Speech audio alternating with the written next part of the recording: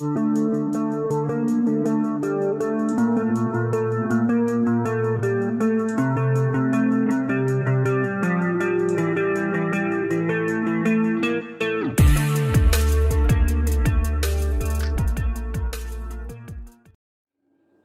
e paz da parte de nosso Senhor e Salvador Jesus Cristo. Eu sou o presbítero André e é com grande prazer que estamos juntos aqui novamente para meditarmos na gloriosa e santa palavra do Senhor nosso Deus. Eu convido a você a abrir a vossa Bíblia no Evangelho segundo Mateus, capítulo de número 24, versículo 3. Evangelho de Mateus, capítulo 24, versículo 3. Diz assim a palavra do Senhor: estando assentado no Monte das Oliveiras, chegaram-se a ele os seus discípulos, e em particular dizendo: dize-nos, quando serão estas coisas, e que sinal haverá da tua vinda e do fim do mundo? Ora, os discípulos ali estavam diante de Jesus indagando. Mas o que os discípulos de Cristo perguntaram a ele ao falar sobre a sua vinda? O que os discípulos trouxeram para ele como pergunta? Eles perguntaram se ele viria de repente, se ele viria de uma forma secreta, se ele viria em oculto, se ele viria em duas fases. Não. Eles perguntaram: que sinal haverá da tua vinda? Que sinal haverá da tua vinda e do fim do mundo? Esta foi a pergunta que eles fizeram para Jesus. E é claro, né? Uma das maiores justificativas do pré-tribulacionismo sobre a argumentação contida no Evangelho segundo Mateus, mais precisamente no capítulo de número 24, é que o texto foi escrito para judeus. Mas eles se esquecem de que os discípulos, apesar de serem judeus, eles também eram a base da igreja. Por isso, nós podemos compreender facilmente que o Senhor Jesus, quando faz estas revelações, ele as faz não para escribas ou para fariseus, mas para a sua igreja, através de seus discípulos, que representam a base estrutural da igreja primitiva. Os discípulos perguntaram 3 coisas a Jesus. Quando serão estas coisas? Que coisas? A destruição do templo, a primeira coisa. Segunda, que sinal haveria da sua vinda? Terceira, que sinal haveria do fim do mundo? Ora, os discípulos sabiam muito bem que deveriam acontecer sinais que antecederiam a vinda do Senhor Jesus. O Senhor Jesus prontamente responde a cada uma das indagações feitas pelos discípulos. Ele respondeu a cada uma delas de forma que eles pudessem entender a sua explicação com total clareza dos fatos apresentados. A revelação de Jesus é claríssima, queridos. Ela nos remete diretamente a fatos específicos que apontam para a sua segunda vinda, de maneira direta e objetiva. Veja o que diz o Evangelho de Mateus, capítulo 24, do versículo 1 ao versículo de número 3. E quando Jesus ia saindo do templo, aproximaram-se dele os seus discípulos para lhes mostrarem a estrutura do templo. Jesus, porém, lhes disse: não vedes tudo isto? Em verdade vos digo que não ficará aqui pedra sobre pedra que não seja derrubado. Estando assentado no Monte das Oliveiras, chegaram-se a ele os seus discípulos, em particular, dizendo: dize-nos, quando serão estas coisas, e que sinal haverá da tua vinda e do fim do mundo? Preste atenção, os discípulos, na sua simplicidade de homens incultos, pescadores, analfabetos, indoutos, eles sabiam que haveriam sinais que deveriam ser apresentados para que Jesus pudesse retornar a este mundo. E eles fizeram essa pergunta ao Senhor: que sinal haverá da tua vinda e do fim do mundo? A doutrina da volta iminente de Jesus não tem nenhuma base bíblica, nenhuma, pois Jesus não poderia quebrar aquilo mesmo que ele estabeleceu como parâmetro. Que sinal haverá quando todas elas estiverem para se cumprir? Marcos, capítulo 13, versículo 4, sinais, queridos. O Senhor Jesus deixou sinais para que nós nos mantivéssemos apercebidos do momento do seu retorno. Nós podemos entender então que a volta do Salvador não pode ser iminente, ela não pode ser assim de uma hora para outra, ela não pode ser assim de repente, pois quando os discípulos lhe perguntam que sinal haverá da tua vinda, Jesus não faz qualquer tipo de repreensão quanto a esse questionamento. Muito pelo contrário, em seguida, ele responde aos seus discípulos, aos seus apóstolos, apresentando não um, mas vários sinais que devem anteceder o retorno triunfal para reunir os seus eleitos para todo sempre. Sinais, queridos, não um, mas vários sinais, vários acontecimentos que devem se dar a respeito, não a respeito do próprio Jesus, mas acontecimentos comunicados por Jesus que devem acontecer com a humanidade ao longo da história da humanidade para que ele possa se manifestar com poder e muita glória.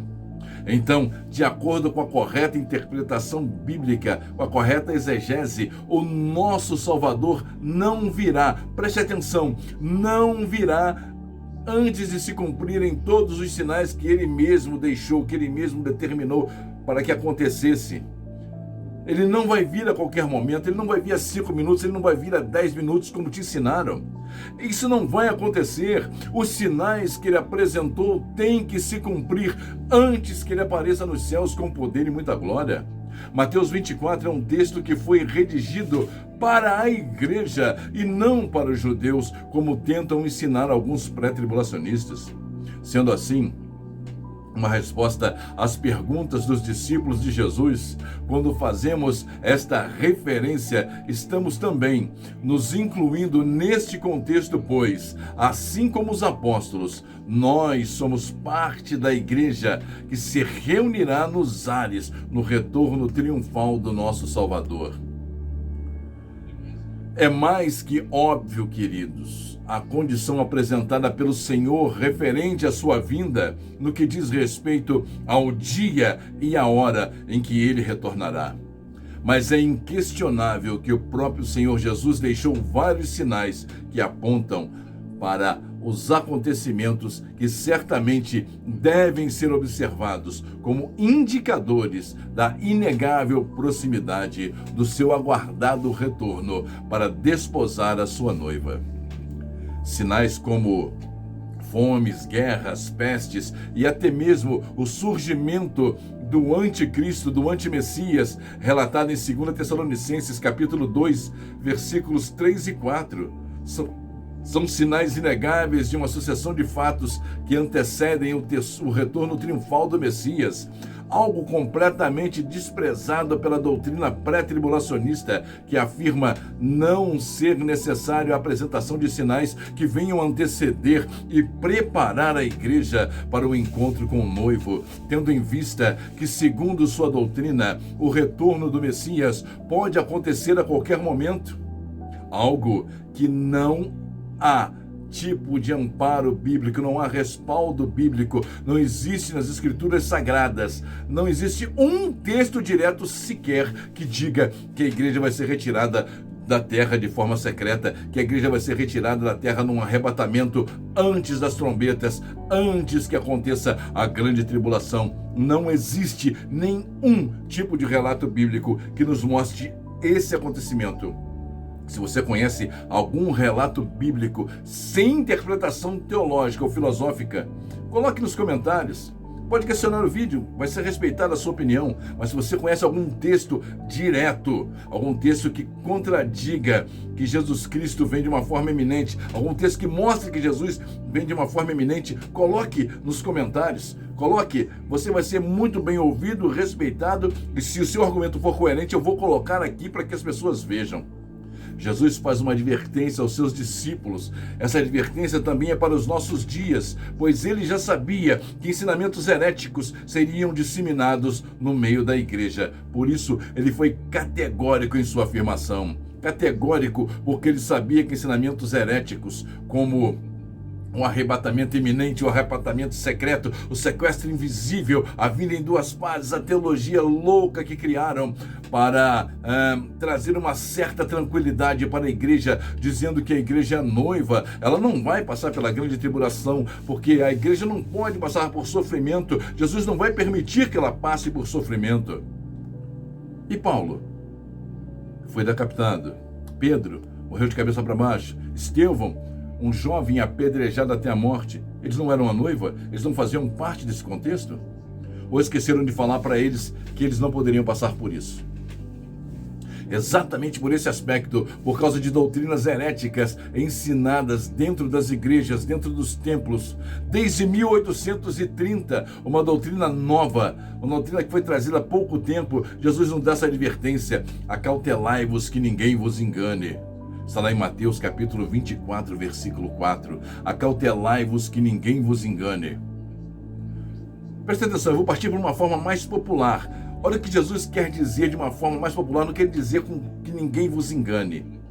Tenham cuidado para que nenhum homem engane vocês. Vou repetir. Tenham cuidado para que nenhum homem engane vocês. Amados, os sinais que antecedem a vinda de Jesus são incontestáveis. Eles seguem descrevendo vários acontecimentos que servem de prenúncio do retorno triunfal do Messias. De forma alguma, esses sinais devem ser indicadores do dia e da hora do seu retorno. Isso é impossível nós sabermos qual seria o dia que Jesus vai voltar, porque ele disse que nem o Filho nem os anjos sabem a hora do seu retorno. Somente o Pai. Hoje Jesus sabe, porque quando ele estava aqui na terra, ele estava ali momentaneamente privado da sua condição de Deus. Ele abriu mão, ele se esvaziou da sua condição de Deus para que pudesse se entregar na cruz por nossa causa, morrer por nós por causa dos nossos pecados. Ele não sabia naquele momento, mas hoje ele sabe de todas as coisas. Ele sabe de todas as coisas que se passam sobre o céu e a terra. Isso, nós temos plena convicção do nosso Salvador. Amados, apesar de todos os sinais descritos que antecedem a volta de Jesus, os três últimos sinais que foram colocados para referenciar a vinda do Salvador é algo que nos deixa assim estupefato. Apesar de todos esses sinais que vão anteceder a volta de Jesus, esses três últimos colocam por terra de vez a doutrina do arrebatamento secreto e iminente dos pré-tribulacionistas. Preste bem atenção. Jesus diz lá em Mateus capítulo 24, versículo 29, logo depois da tribulação daqueles dias, depois da tribulação, escurecerá o sol e a lua não dará sua luz. As estrelas cairão do céu e os poderes dos céus serão abalados. Preste atenção. Se a igreja será arrebatada antes de acontecer a grande tribulação, primeiro tem que acontecer tudo isso. O sol tem que escurecer, a lua não pode dar a sua luz e as estrelas têm que cair dos céus. É categórico o que o Senhor Jesus está dizendo. Aí você vai me dizer, mas a igreja, quando isso acontecer, a igreja já foi arrebatada. Jesus já levou a sua igreja. Onde está escrito isto? Onde? Em que lugar nas Escrituras está escrito isto? Deixe nos comentários. Se você disser, eu vou mostrar aqui no vídeo. Isso não tem base bíblica, isso é heresia. A igreja não vai ser retirada da terra antes da grande tribulação. Primeiro, vários sinais têm que anteceder a vinda do Messias, e os últimos sinais serão exatamente estes. O sol escurecerá, a lua não dará sua luz, as estrelas cairão do céu, e os poderes dos céus serão abalados. Então aparecerá no céu o sinal do Filho do Homem. Somente depois disto, e com detalhe, logo depois da tribulação, não antes da tribulação. Detalhe, a igreja vai estar aqui na terra, pois o anticristo vai perseguir os santos e vai vencê-los com permissão do Criador. Um outro fato interessante e inegável que depõe contra o pré-tribulacionismo é o fato de que estes últimos sinais que antecedem o retorno de Jesus só ocorrerão depois da tribulação. Como eu falei anteriormente, O sol ainda não escureceu, a lua ainda continua com a sua luz, e as estrelas ainda não caíram do céu, continuam lá quietinhas lá no alto, não é verdade? Estão lá no firmamento quietinhas. Então, queridos, o arrebatamento não pode acontecer de uma hora para outra, ele não pode ser iminente, não pode ser de repente. São os últimos sinais que estão sendo apresentados para você aqui agora. Apesar dos outros sinais, dos outros muitos sinais que já estão acontecendo e acontecerão até a vinda de Jesus, esses são os sinais derradeiros. O sol vai se escurecer, a lua não vai dar a sua luz e as estrelas cairão do céu. Não há como contestar esses fatos. Não há como dizer que estão errados. Eu pergunto novamente, tem como a igreja ser arrebatada antes que esses sinais se cumpram? É impressionante como a interpretação errônea e equivocada acabam omitindo fatos importantíssimos das Sagradas Escrituras com uma única intenção de manter viva a sua doutrina errática, antibíblica, herética. Mesmo sabendo que não há nenhum tipo de amparo bíblico, continuam acreditando no erro, continuam crendo no erro que lhes foi ensinado, e o que é pior, continuam ensinando e repetindo aquilo que aprenderam, sem ao menos buscar informações que venham corroborar com o que lhes é apresentado como verdade. Seguem disseminando o mesmo erro para outras pessoas, que por sua vez ensinam para outras pessoas e para outras pessoas, criando uma verdadeira bola de neve. Amados, a vinda do Senhor é indicada por vários acontecimentos que têm se desenrolado ao longo da história humana. Como já foi dito, esses sinais nos foram dados para que a sua igreja, para que a igreja de Cristo não venha ficar despercebida dos fatos que compreendem eventos específicos descritos pelo próprio Senhor Jesus, indicando com clareza o período do retorno a este mundo, o período do seu retorno a este mundo, o período que ele vai retornar a este mundo. Mas lembramos que não estamos tentando estabelecer nenhuma data para a vinda do Messias, apenas compreendendo o tempo de sua aproximação de acordo com a descrição bíblica. Veja o que diz Apocalipse, capítulo de número 3, versículo 3. Lembra-te, portanto, do que tens recebido e ouvido, e guarda-o. Arrepende-te, pois, se não vigiares, virei como ladrão, e não saberás a que hora sobre ti virei. Recebido e ouvido. Isso quer dizer o quê? Conhecimento bíblico. Temos recebido conhecimento e ouvido conhecimento, mas muitos têm omitido esse conhecimento, têm escondido esse conhecimento para que o povo não se esclareça, para que o povo não compreenda. Queridos, o Senhor Jesus virá como ladrão, mas não da forma que muita gente está pensando. Ele não vem como ladrão para roubar a igreja da terra. Ele não pode roubar você não pode roubar o que já é seu. Você não pode tomar com assalto, com roubo, aquilo que já te pertence, aquilo que já é seu. Muito pelo contrário, ele vem buscar de uma forma gloriosa a sua igreja. Um noivo, quando vem receber a sua noiva, ele faz festa, ele faz algo glorioso para receber a sua noiva. Ele não vem retirar a sua noiva da sua casa escondido. Não, ele faz para que todos vejam, ele faz questão de mostrar que ele está recebendo a sua noiva. O conhecimento bíblico ao qual nós estamos nos referindo não diz respeito àquele argumento que você aprendeu ao ouvir durante toda a sua vida, que Jesus pode voltar a qualquer momento. Você vai desaparecer, os carros vão bater, os aviões vão cair. Nada disso. Isso é heresia, isso é mentira. Pergunte ao seu pastor, pergunte ao seu líder, onde está escrito que a igreja vai desaparecer. Não aceite versículos isolados, textos sem contextos. Texto sem contexto é pretexto para heresia. Não aceite esse tipo de explicação. Peça um texto direto, mostrando assim, dizendo assim: a igreja vai desaparecer, porque a igreja vai ser arrebatada, porque Jesus vem em duas fases. Peça um texto direto, uma argumentação direta, não argumentação teológica ou filosófica, nenhum tipo de explicação humana, nenhum tipo de enchimento de linguiça para te enrolar, para te enganar. As Escrituras Sagradas trazem a revelação para você, trazem as claras, a luz, para que você possa aprender e entender que a volta de Jesus será espontaneamente clara, direta, objetiva, e diz a palavra que todo olho o verá.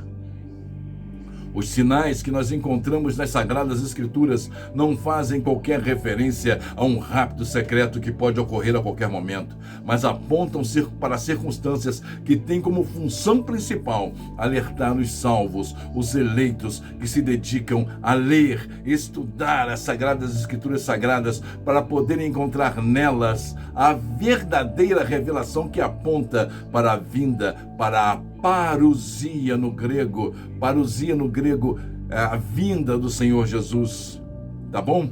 Você pode olhar lá no particípio presente, parousia, presente, vinda, chegada, a volta futura visível de Jesus no céu, a ressurreição dos mortos, julgamento final, estabelecimento formal e glorioso do reino de Deus. É isso que quer dizer parousia, a vinda do Senhor. É isso que a palavra assim nos apresenta, a parousia, o retorno triunfal do nosso Salvador, do nosso Cristo, do nosso bem-amado Senhor.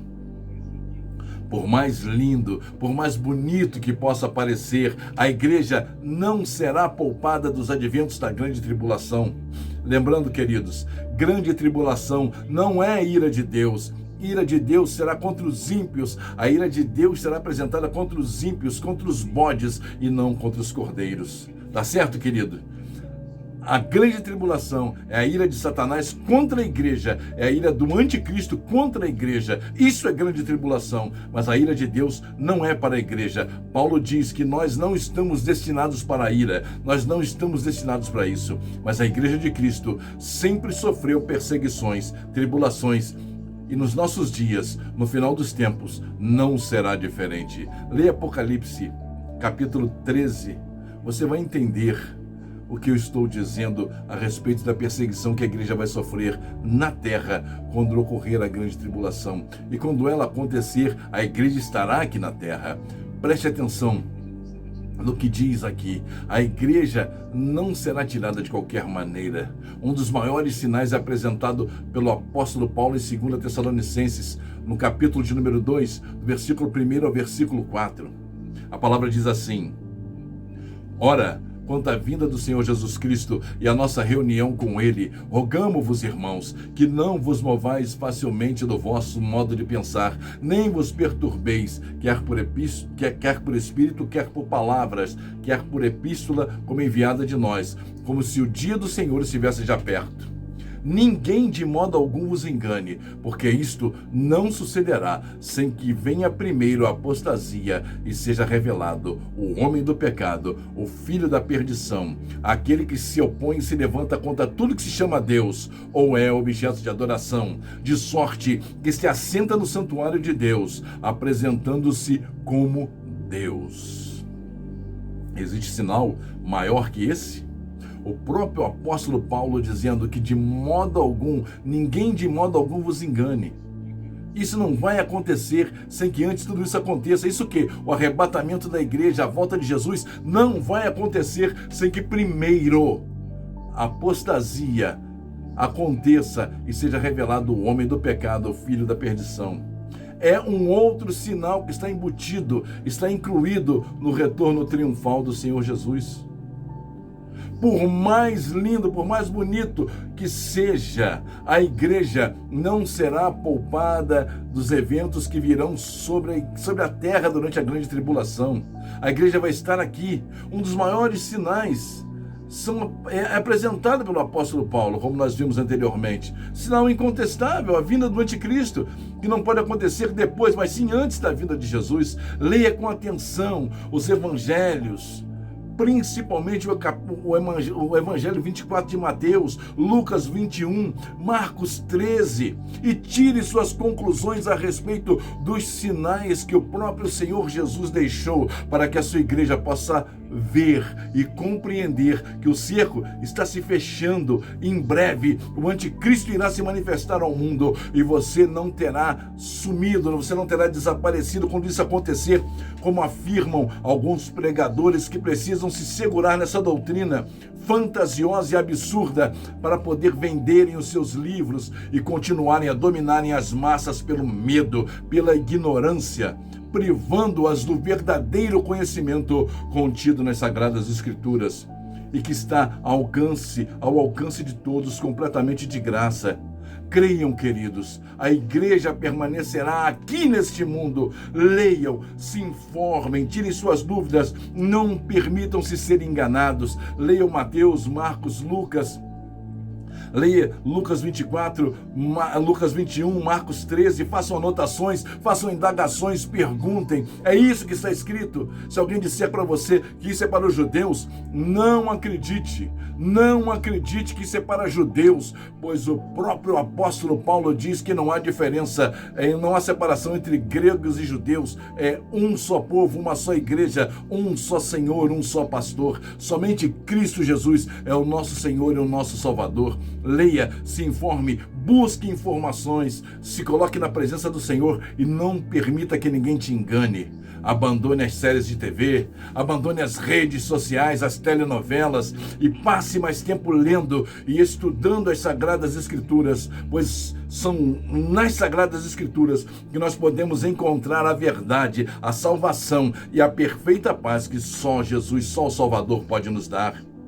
Ir a reuniões de segunda a segunda, cumprir toda a liturgia, levantar a mão, sentar, rodar, bater palma, cair no chão, cumprir toda a liturgia previsto no estatuto de toda a denominação, cumprir as metas que são provenientes dentro das igrejas, ser fiel nos dízimos, nas ofertas, não são suficientes para lhe dar proximidade e intimidade com o Criador, muito menos garantir a sua salvação. Eu sei que existem vários pregadores, muitos pregadores que têm dito que você está ali sendo abençoado porque você contribui com o seu dinheiro, mas isso é uma questão para um outro estudo, não para agora. Mas isso, queridos, não te aproximam de Deus. Os sinais estão diante de nós, mas nós preferimos nos acomodar e nos apegar a fábulas contadas por esses lobos, por esses miseráveis